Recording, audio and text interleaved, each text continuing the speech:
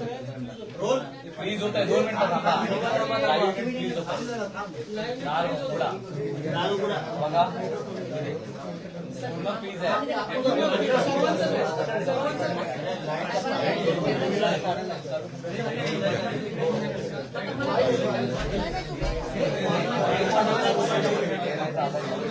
पाणी प्या, पाणी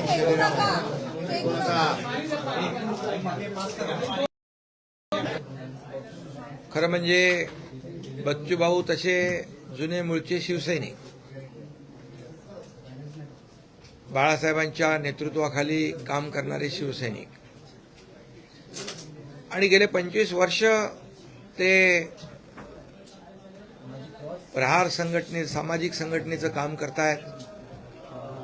शेतकरी, कष्टकरी, कामगार, शेतमजूर,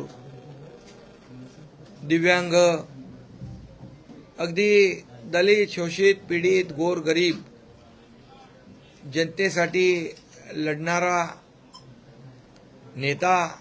मी नेता नाही, कार्यकर्ताच म्हणेल. कार्यकर्त्यासाठी कार्यकर्त्यांनी लढायचं असतं आणि कार्यकर्त्याच्या भूमिकेतून बच्चू भाऊंनी गेले अनेक वर्ष अगदी अपक्ष म्हणून देखील ते निवडून आले आणि अनेक प्रश्नांना न्याय मिळवून घेतला. कर्जमाफीचा देखील प्रश्न जो होता त्यावेळी देखील मोठं आंदोलन त्यांनी राज्यात उभं केलं आणि मुख्यमंत्री महोदय, मी, अजितदादा त्यावेळेस होते. कर्जमाफीचा देखील आम्ही निर्णय त्यावेळेस घेतला, कमिटी नेमली आणि झालेल्या विधानसभेच्या अधिवेशनामध्ये तो जाहीर देखील केला. त्यामुळे दिव्यांगांसाठी देखील अनेक आंदोलनं त्यांनी केली. अगदी सर्वसामान्य सर्व घटकांसाठी रस्त्यावर उतरून लढणारा म्हणून, नेता म्हणून त्यांना त्यांची ओळख आहे, एक लढवय्या नेता म्हणून. आणि म्हणून बाळासाहेबांची शिवसेना, बाळासाहेबांच्या विचारांची शिवसेना, आनंद दिघे साहेबांच्या विचारांची शिवसेना ही त्यांना नवीन नाही आहे.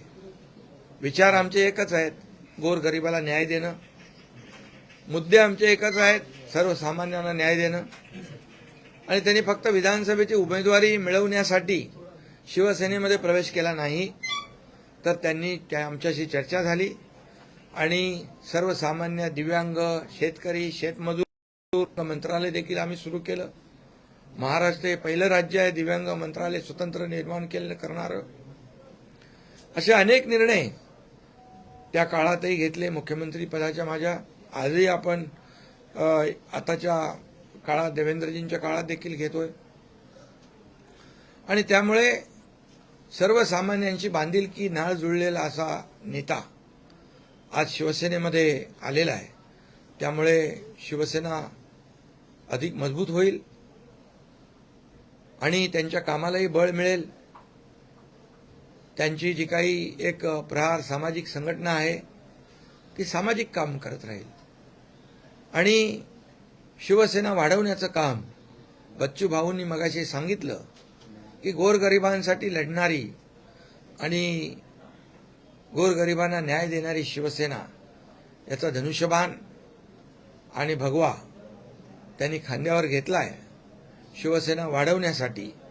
आणि शिवसेना वाढली की सर्वसामान्य कार्यकर्ता, सर्वसामान्य गोरगरीब याला न्याय मिळतो याचा विश्वास त्यांना आहे. आणि म्हणून या विश्वासाने त्यांनी आज शिवसेनेमध्ये सामील झालेले आहेत. त्यांचा विश्वास सार्थ ठरवण्याचं काम आमचे सर्व लोक या ठिकाणी करतील असा विश्वास मी या ठिकाणी देतो. आणि आपल्या सगळ्यांना माहीत आहे की गेले अनेक वर्ष एकनाथ शिंदे राजकारणामध्ये सर्वसामान्य लोकांच्या प्रश्नांना न्याय देण्याचं काम केलंच आणि सर्वसामान्यांच्या पाठीशी उभं राहण्याचं काम देखील केलं. या महाराष्ट्राला पुढे नेण्याचं काम देखील आपण करतोय. आज शिवसेनेमध्ये तळागाळातले कार्यकर्ते, विविध भागातले कार्यकर्ते येत आहेत. हे खरं म्हणजे शिवसेनेकडे एक वेगळ्या आशेने, विश्वासाने लोक पाहत आहेत.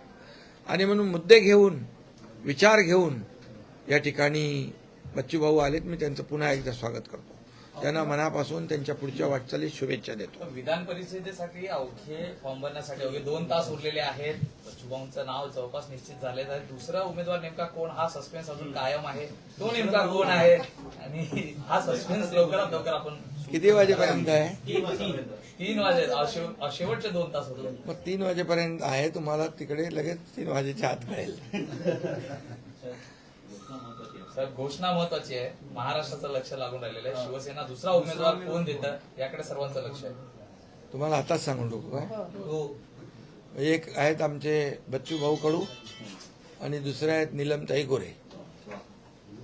हे दोन्ही लोकांचे आता आम्ही फॉर्म भरू.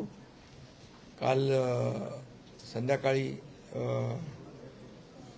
सर्व पदाधिकारी आम्ही बसून या ठिकाणी निर्णय घेतला. नीलमताई देखील उपसभापती म्हणून त्यांनी अनेक वर्ष चांगलं काम केलेलं आहे आणि विधान परिषद सभागृहामध्ये अनेक उपक्रम देखील त्यांनी राबवलेले आहेत.